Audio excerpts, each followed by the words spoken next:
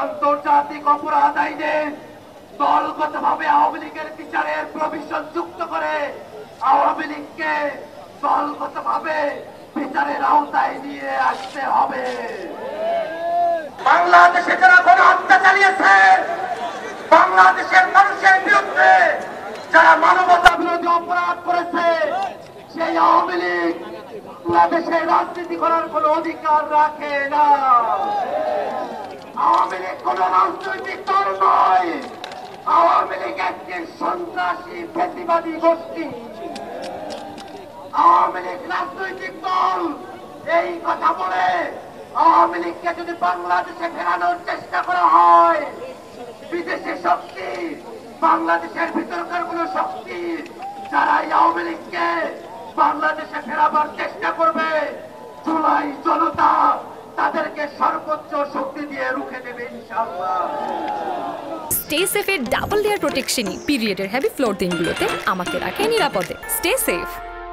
বাংলাদেশের জনগণ তারা স্লোগান দিয়েছে, আওয়ামী লীগকে বিচারের আওতায় নিয়ে আসতে হবে। আওয়ামী লীগের বিচার জনতা তাদের হাতে করতে চায় না। আওয়ামী লীগকে বাংলাদেশের কাঠগড়ায়, বাংলাদেশের আদালতে নিয়েই তাদের বিচার ফয়সালা করতে চায়। অতএব আমাদের দাবি হলো আওয়ামী লীগকে সন্ত্রাসী সংগঠন হিসেবে ঘোষণা করে অবিলম্বে আওয়ামী লীগকে নিষিদ্ধ ঘোষণা করতে হবে। আন্তর্জাতিক অপরাধ আইনে দলগতভাবে আওয়ামী লীগের বিচারের প্রভিশন যুক্ত করে আওয়ামী লীগকে দলগতভাবে বিচারের আওতায় নিয়ে আসতে হবে। জুলাই ঘোষণাপত্র অবিলম্বে প্রণয়ন করে ঘোষণা করতে হবে। যতক্ষণ পর্যন্ত আওয়ামী লীগকে দলগতভাবে বিচারের আওতায় না নিয়ে আসা হয়, ততক্ষণ পর্যন্ত এই জুলাই জনতা শাহবাগ ছেড়ে যাবে না।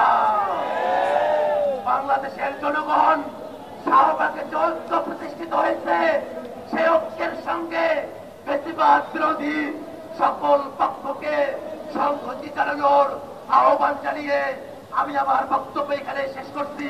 ইনকিলাব জিন্দাবাদ।